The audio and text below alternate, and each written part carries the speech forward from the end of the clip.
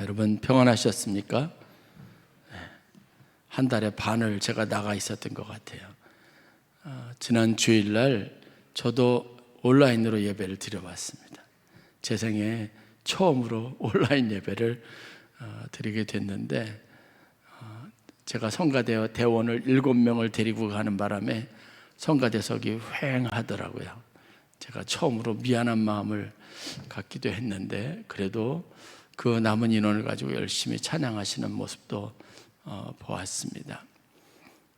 여러 가지 여러분들에게 또 죄송하고 미안한 마음이지만, 그래도 하나님이 가게 하셔서 잘 우리들을 사용해 주신 것에 대해서 감사한 마음이 있었습니다. 여러분들 많이 보고 싶었고요.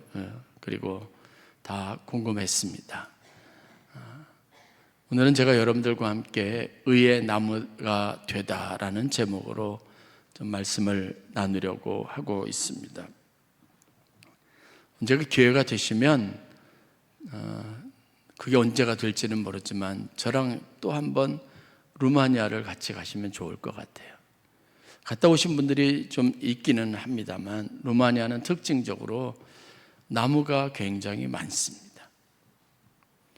녹지 공간, 높은 빌딩, 큰 건물, 집, 고도로 발달되고 잘 개발된 지역이 그렇게 많지 않아요.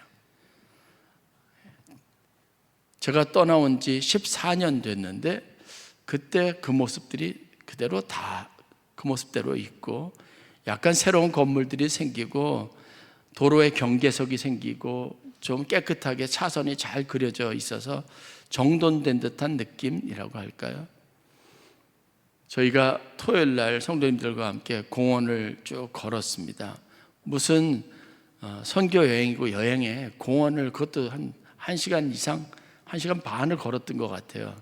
그래서 제 뒤가 좀 따가운 것 같아요. 목사님은 힘들어 죽겠는데 왜 여기를 걸으라고 하는지 모르겠다라는 아마 불평이 있을 수도 있겠지만, 다들 지치고 힘들어서 고생한 모습이 역력하거든요.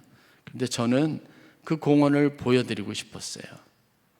울창한 나무들, 아름다운 숲 같은 거죠.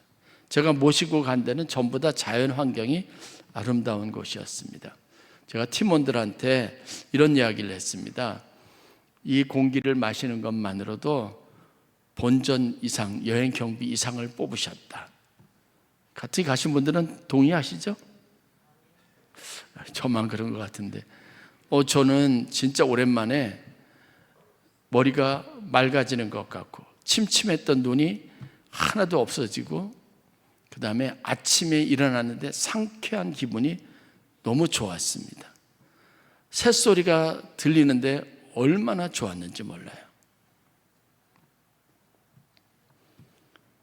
우리나라는 왜 그런 게 그렇게 많지 않을까 좀 생각해 봤는데, 우리가 만든 환경이 결국은 우리의 삶을 퍽퍽하게 만드는 것 같다라는 느낌을 가져봅니다. 루마니아 사람들은 제일 큰 자부심이 뭔지 아십니까? 오래된 건물이 아니라 숲, 아름다운 자연이에요. 울창한 나무입니다. 그래서 루마니아 말로 아에르꾸랏, 그러니까 깨끗한 공기인데, 그게 그 사람들이 제일 자랑스러워 하는 겁니다.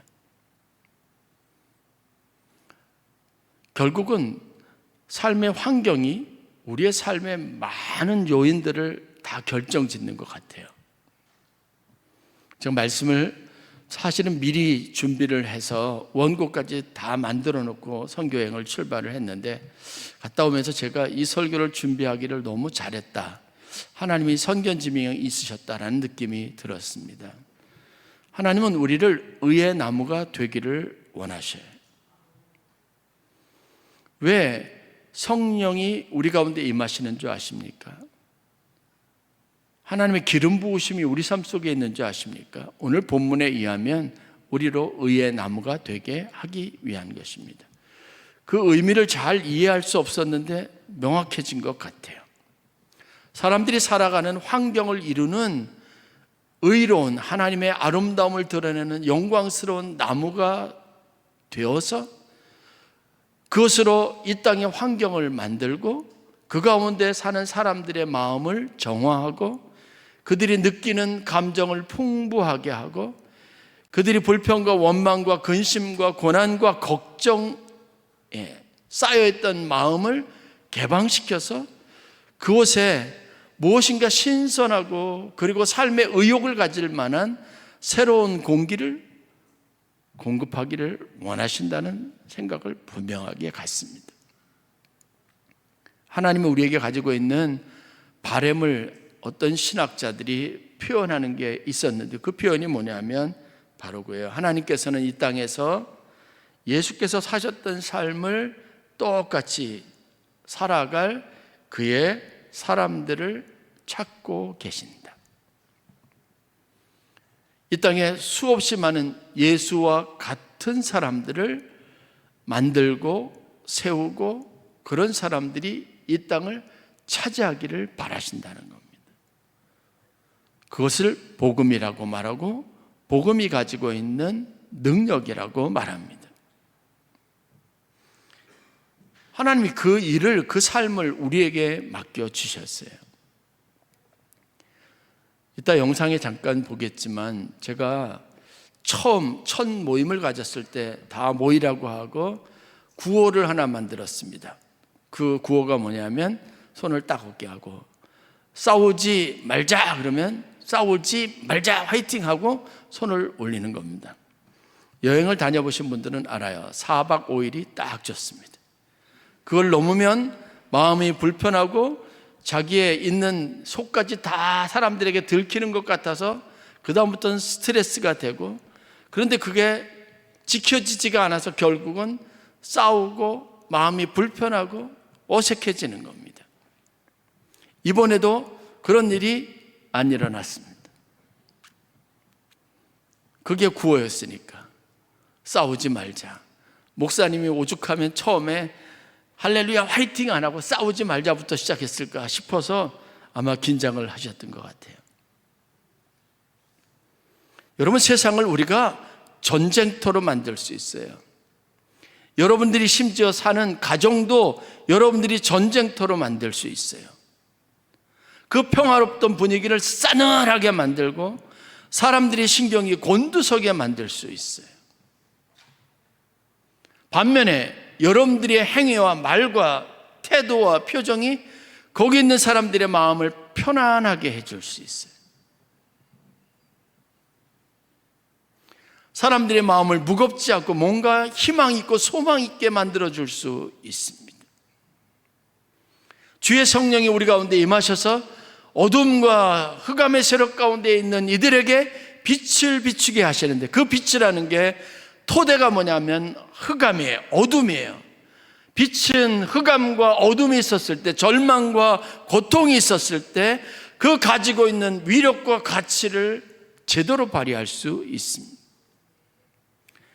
사람들이 다 마음이 어둡고 괴롭고 그리고 그들의 마음에 근심과 걱정이 있고 모든 환경이 다 그렇게 우울하다고 해서 여러분들이 굳이 그 중에 한 사람이 될 필요는 없습니다. 주님이 우리에게 가지고 계시는 기대는 그런 어둠이 있으니까 빛이 되어라 라고 말씀하고 싶은 거예요. 중요한 것은 이러한 상황에서 내가 어떻게 빛을 가질 수 있느냐라고 하는 문제가 여전히 우리에게 숙제로 남아 있습니다. 그 문제에 대한 것을 다루는 것이 오늘 설교의 핵심이라고 할 수 있습니다. 어느 누구도 서로 불편하고 어색한 관계 안에 있는 걸 원치 않아요. 마음껏 웃고 행복해 하고 싶어요. 특이하게도 이번 저희 선교팀에서 내내 움직이면서 선교하면서 어디를 가든지 여기가 천국이라고 말하고 계시는 분이 계셨어요. 신기하죠? 천국이라고 하는 그분이 내뱉은 이 말 한마디가 우리가 있는 이 모든 환경을 천국처럼 여기게 하는 힘이 있었습니다. 차를 타고 이동하고 여행이라는 게 가방 싸고 제가 최소한 적게 이동하려고 11박 12일 동안 5일 동안 좀 5번만 옮겨 다니게 했는데 그것도 최소화한 겁니다. 그 이상은 불가능한 거예요. 보고 싶으면 가고 싶으면 옮겨야 돼요. 거기서 머무를 수가 없어요. 그거 자체가 다 힘든 겁니다. 제가 있었던 곳이라 일정을 굉장히 느슨하게 했습니다. 밤에 캄캄해져서 숙소로 돌아간 적이 한 번만 딱 있습니다. 그것도 우리가 생각하지 못했던 변수를 만나서 국경의 다리가 폐쇄되는 바람에 바지선에다가 그 트럭을 싣고 우리가 가는 차를 싣고 그러느라고 차들이 그쪽에 다 밀려드는 바람에 한 5시간, 1시간이면 건널 길을 5시간을 견디면서 차 안에 갇혀가지고 꼼짝 못하게 있었던, 그래서 어쩔 수 없이 가려고 했던 것도 못 가고 그냥 숙소로 돌아가느라고 좀 깜깜해졌던 하루 빼고는 나머지 다 밝은 날 다 들어가서 일정도 그렇게 크게 무리하지 않았습니다. 그러면 분명히 짜증이 나고 힘들고 괴로울 텐데 거기 있는 분들이 다 괴롭다 여긴 분들이 없었습니다. 천국이라고 하는 그 단어가 우리의 삶을, 우리가 모이는 이 모임을, 우리의 팀을 다른 관점과 생각으로 움직이게 하는 힘이 됐습니다. 예수처럼 산다는 게 뭘까요?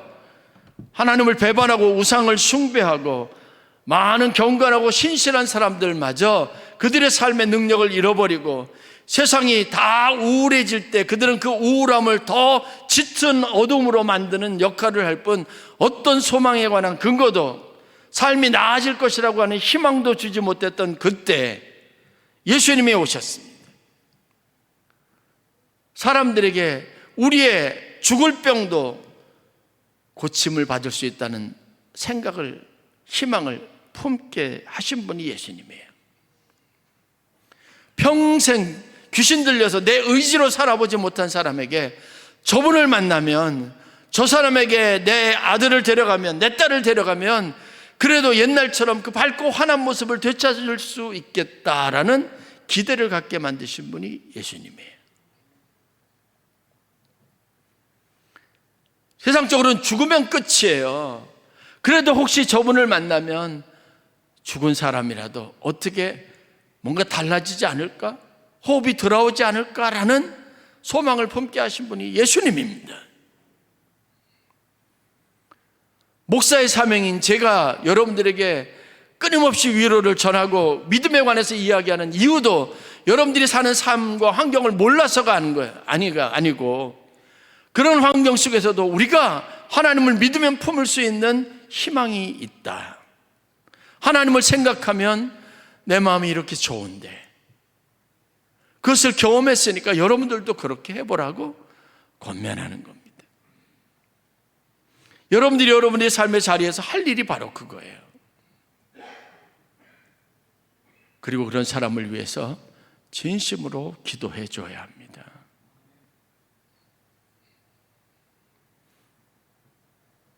(1991년 12월 26일은) 전 세계적으로 세계의 큰 환경적인 요인의 변화가 있었던 날입니다. 냉전 시대가 종식되는 날이에요. 구소련 연방체제가 공식적으로 붕괴가 되고 그 붕괴를 선언한 해가 1991년 12월 26일. 그거보다 좀 빨리 1989년 12월 22일 루마니아의 혁명이 나서 독재자 차우체스쿠가 3일 만에 처형을 당하고 루마니아의 새로운 자유의 물결이 들어오기 시작했습니다. 그리고 2년 정도 더 있다가 소련 연방이 다 무너지고 냉전체제가 다 소멸됐습니다. 자유의 바람이 불고 여행 자유화라고 하는 새로운 개념이 생겨나고 사람은 내가 원하는 것, 꿈꾸는 것, 내 능력이 되면 할 수 있는 새로운 세상이 열리게 된 겁니다.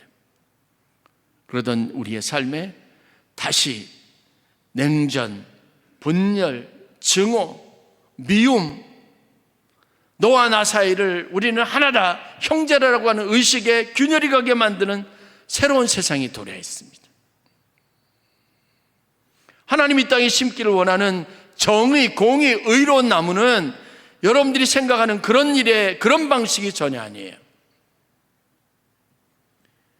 예수님의 마음으로, 예수님의 의로움으로 이 땅에 있는 모든 사람들이 각각 심기어진 그 땅에서 자라나고 성장해서 그곳에서 맑고 신선한 산소를 공급하고 사람들이 숨 쉴 수 있는 환경을 제공하고 사람들이 꿈꾸고 볼 수 있는 것이 어둠이 아니라 흑암이 아니라 빛이고 세상의 아름다움이고 하나님이 주시는 은총과 은혜로 그들의 마음을 자유롭게 하기 위한 것임을 분명하게 선포하기 위해서 예수님이 오신 겁니다. 예수님은 사람을 증오의 대상으로 보지 않았습니다. 우리가 세상을 바르게 한다고 생각하면서 우리의 마음에 품고 있는 것이 우리의 상대방을 적으로 그리고 증오의 대상으로 인식하고 그래서 우리의 의를 세우겠다는 것은 하나님이 바라는 이 땅의 의로움이 아니고 하나님의 나라의 모습이 아닙니다. 나의 나라와 내 욕심을 채우기 위한 것으로부터 자유해야 합니다. 우리가 하나님이 우리에게 오늘 주셨던 말씀을 보십시오. 이사야서 61장 말씀입니다. 1절부터 3절 말씀. 주 여호와의 영이 내게 내리셨으니 이는 여호와께서 내게 기름을 부으사 가난한 자에게 아름다운 소식을 전하게 하려 하심이라.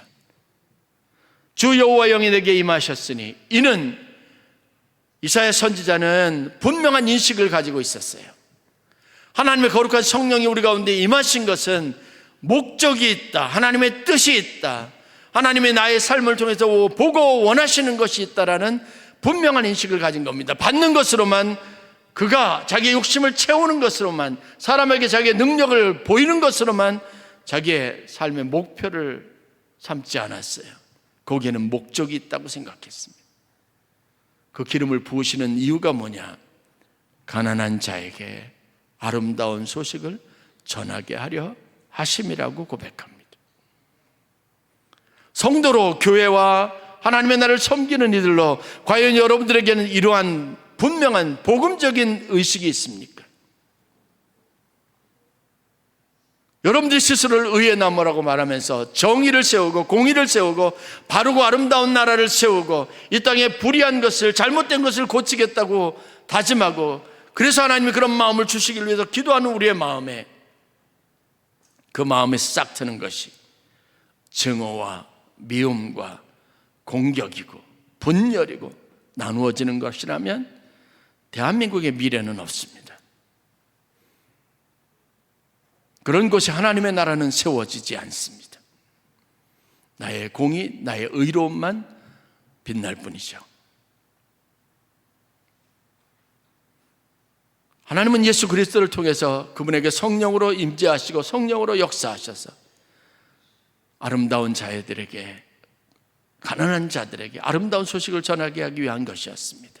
이어지는 말합니다. 말씀입니다. 나를 보내사 마음이 상한 자를 고치는 것, 포로된 자를 자유하게 하는 것, 갇힌 자에게 노임을 선포하는 것, 여호와의 은혜와 우리 하나님의 보복의 날을 선포하여 모든 슬픈 자를 위로하게 하는 것,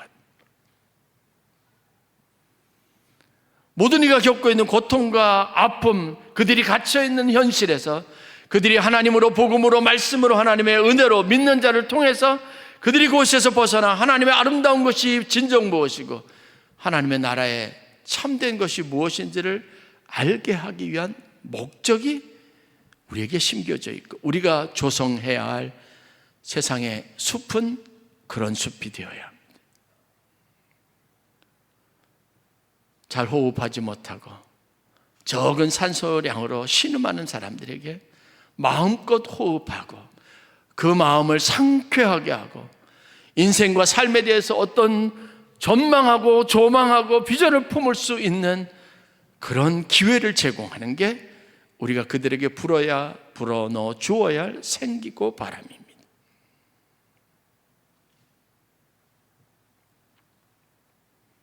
기쁨으로 그들의 근심을 대신하게 해야 합니다. 슬퍼하는 자에게 그 마음의 위로를 전해야 합니다. 찬송의 옷을 입혀주고 근심을 품지 않도록 해야 합니다. 그것이 이사야 선지자가 고백하고 있는 하나님의 부르심입니다. 그래서 3절에 이렇게 말합니다. 그들이 의의 나무 곧 여호와께서 심으신 그 영광을 나타낼 자라 일컬음을 받게 하려 하심이라. 여러분, 오순절날 성령 사건 이후에 예루살렘과 온 유대 땅에 있었던 새로운 변화를 감지하십니까? 그것은 특이한 현상이었습니다. 성령이 제자들에게 임했습니다. 사람들에게 임했습니다. 그래서 제자들은 이 성령 체험을 경험하고 난 다음에 아무리 세례를 받은 사람이라도 그들에게 가서 분명하고 명확하게 선포했습니다. 이것으로 충분하지 않습니다. 성령의 세례를 받으십시오. 그 성령이 가지고 있는 기능이 뭔지 아십니까? 그 이전에 세례를 받은 자는 나는 그리스도인들, 하나님의 자녀라고 하는 자의식을 가지고 그렇게 살지 못하는 사람들을 비판하고 비난했습니다. 그러나 성령을 받은 이후 제자들은, 그리고 많은 사람들은 주위에 가난하고 억눌린 사람들, 그날 하루를 근심 가운데 있는 사람들, 먹지 못해서 굶주린 사람들이 눈에 들어오기 시작했고, 그들을 위해서 먹을 것을 주며 그들의 병든 부위에 기도하고 낫기를 위해서 하나님 앞에 간구했으며 그들의 상처를 싸매어 주었습니다. 그게 성령의 역사이고 오늘날 하나님 우리 가운데서 성도들을 통해서, 교회를 통해서 기대하시는 바입니다. 복음의 일꾼이 되어야 합니다. 예수를 닮은 사람이 되어야 합니다. 예수를 닮는 사람이 된다는 것을 신앙심이 두터운 사람으로 착각하지 마십시오. 예수를 닮는다는 것은 자기의 희생입니다. 예수의 눈으로 보면 어떤 사람도 적과 원수가 아닙니다. 다 불쌍한 사람입니다. 하나님의 도움이 필요한 사람입니다. 그들을 위해서 자기를 아낌없이 내어줄 수 있었던 예수님의 마음, 그 마음이 우리의 마음이 되어야 합니다. 선교를 하면서 하나님이 끊임없이 도전하시는 게 그거 같아요. 왜 그 마음을 우리에게 주시는지 알지 못하지만 낯선 사람들에게 그렇게 친절할 수 있는가?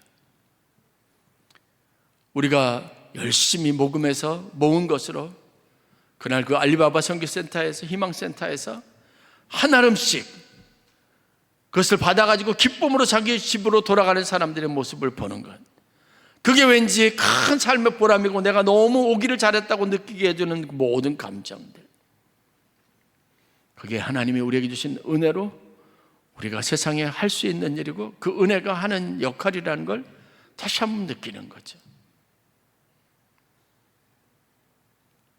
찬양을 하는데 저희 사모가 지휘로 열심히 사전에 연습을 해가지고 딕션도 맞추고 호흡도 맞추고 그리고 화음도 목소리도 톤도 다 맞춰서 갔는데 사역을 하는데 완전히 다 엉망인 거예요.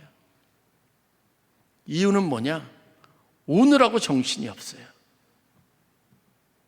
아니, 노래를 해야 되는데, 노래를 잘 해야 되는데 울어요. 왜 울게 하시는지 이유는 없습니다. 그게 은혜예요. 눈앞에 비춰진 사람들의 모습을 보며 찬양하는데 이 마음을 주체할 수 없게 만드는 거예요. 여러분, 우리가 사는 방식도 똑같지 않을까요? 우리가 가진 것으로, 내가 얻은 것으로, 내게 있는 것으로가 아니에요. 베드로는 그것으로 자기가 무엇인가 할 수 있다고 착각했던 적도 있지만 어느 순간인가 그가 깨닫던 진리가 있었는데 그게 뭔지 아십니까? 나는 아무것도 없네.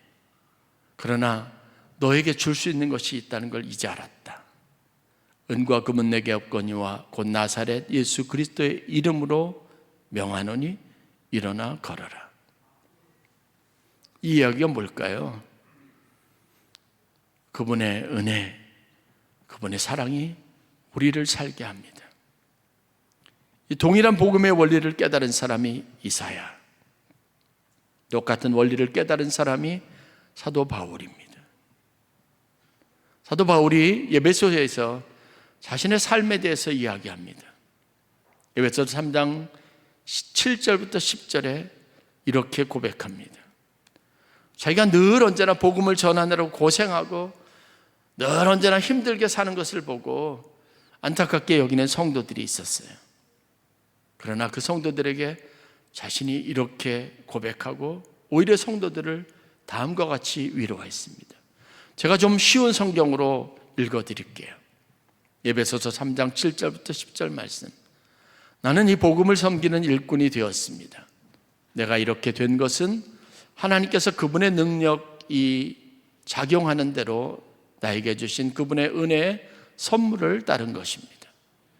하나님께서 모든 성도 가운데서 지극히 작은 자보다 더 작은 나에게 이 은혜를 주셔서 그리스도의 헤아릴 수 없는 부요함을 이방 사람들에게 전하게 하시고 만물을 창조하신 하나님 안에 영원전부터 감춰져 있는 비밀의 계획이 무엇인지를 모두에게 밝히게 하셨습니다. 그것은 이제 교회를 통하여 하늘에 있는 통치자들과 이제 권세자들에게 하나님의 갖가지 지혜를 알리시려는 것입니다. 이 일은 하나님께서 우리 주 그리스도 예수 안에서 성취하신 영원한 뜻을 따른 것입니다. 우리는 그리스도를 믿음으로써 그분 안에서 확신을 가지고 담대하게 하나님께 나아갑니다. 그러므로 여러분을 위하여 당하는 나의 환난을 보고 여러분이 낙심하는 일이 없기를 바랍니다. 내가 당하는 환난은 여러분에게는 영광이 됩니다. 이번 선교팀들이 사실은 제가 13년 동안 루마니아에서 한 일들을 다 어디서 살았고 어떤 일을 경험했고 내가 선교했던 교회가 어디고 신학교가 어디고 다 보여드렸어요. 제가 거기서 살아가는 방식들, 하는 일들을 보았어요. 그걸 보고 저한테 하는 말이 뭐냐면, 나눔을 하는데 목사님과 사모님이 루마니아에서 얼마나 고생하셨는지 알겠어요. 그런데 고생한 것만 보이지 않았습니다. 그렇게 살아온 삶이 얼마나 영광스러운지 다 보셨어요.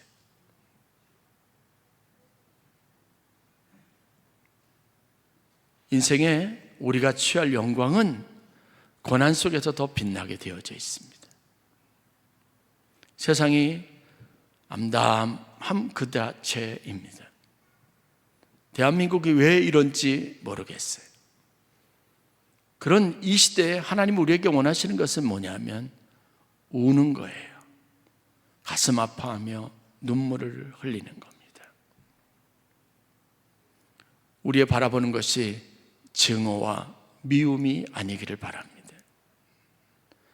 사도 바울이 에베소 3장 6절에 내가 이 복음을 깨닫게 되었다고 말했던 그 복음에 대해서 이렇게 말합니다. 유대 사람들과 공동 상속자가 되고 함께한 한 몸이 되고 약속을 함께 가지는 자가 되게 한 것. 다시 말해서 주님께서 우리에게, 다른 사람들에게, 유대 사람이나 이방인이나 다 상관없이 똑같이 공동 상속자가 되게 하시고, 그들이 우리의 원수 같았던 사람들이, 우리의 대적이, 우리의 이웃이, 내가 전혀 알지 못한 사람들이 나하고 한 몸과 같이 느껴지게 하신 것. 나만 잘 되는 게 아니라, 나만 천국 가는 게 아니라 저 사람도 마찬가지로 하나님이 나와 함께 영원한 즐거움에 참여하기를 바라는 약속을 주신 것에 대해서, 그 비밀에 대해서 깨달은 것이 사도 바울이 깨달은 비밀이고 그것의 일꾼이 된 것에 대한 자랑스러운 마음이 있었습니다. 일부 예배 때도 말씀드렸지만 제가 품고 매일같이 기도하는 것은, 여러분들이 같이 기도해 주셔야 되는 건 이거예요. 아멘교회가 여기 있는 것 때문에 이 반경 1km 안에 있는 모든 사람들이 평안해야 합니다. 그들의 근심이 물러가기를 위해서 기도해야 합니다. 이 반경 안에 있는 사람들이 위험한 일을 당하지 않기를 위해서 기도해야 합니다. 자기 삶을 너무 비관하지 않도록 우리가 적극 손을 내밀어야 합니다. 오금동 안에 있는 사람들이 먹을 것이 없어서 삶을 절망하는 일이 없도록 해야 합니다. 그게 복음의 능력입니다. 실질적인 행동이 되어야 되는 거죠. 그래서 두 주를 교회를 비웠다면 그것은 가치 있는 일이에요. 여기 그 자리 지키고 있는 것보다 나누고 전하고 그러기 위해서요. 신기한 것은요, 그 땅에 가니까 루마니아 말이 다 생각나요. 14년 만에 설교하는데 설교가 돼요. 저도 신기했습니다. 하나님이 주신 능력이면 그 능력에서는 우리 삶을 맡기면 하나님이 마음껏 사용하십니다. 여러분들이 작은 소원 하나를 품고 돌아갔으면 좋겠습니다. 의의 나무가 되자. 그 의로움은 하나님의 아름다움을 드러낼 충분한 사랑과 인내와 자비와 긍휼이 있는 의로움입니다. 모든 나누어진 것, 갈라진 것을 봉합할 수 있는 사랑입니다. 그 마음을 가지고 저와 여러분들이 하나님의 나라를 위한 일꾼으로 다시 세워지는 은혜가 있기를 주의 이름으로 간절히 축원합니다.